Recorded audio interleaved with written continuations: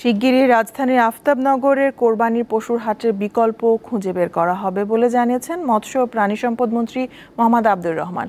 সকালে রাজধানীর একটি hotel US department of agriculture এবং ভোকার উদ্যোগে বাংলাদেশ জলবায়ু স্মার্ট পশু সম্পত্তি প্রকল্পের উদ্বোধনী অনুষ্ঠানে এসব কথা জানান তিনি। মন্ত্রী বলেন, কোরবানিতে গবাদি পশুর চাহিদা মেটাতে পরিবেশ বান্ধব উপায়ে উৎপাদন বৃদ্ধি করতে হবে। পাশাপাশি গোখাদ্য হিসেবে প্রাকৃতিক খাদ্যের প্রতি কৃষকদের প্রতি আহ্বান জানান মন্ত্রী। এছাড়া পরিবেশের ভারসাম্য রক্ষায় গবাদি পশুর খাদ্যে পরিবর্তন আনতে হবে জানিয়ে গোখাদ্য হিসেবে খামারিদের ঘাস চাষে বিশেষভাবে মনোযোগ দিতে বলেন তিনি।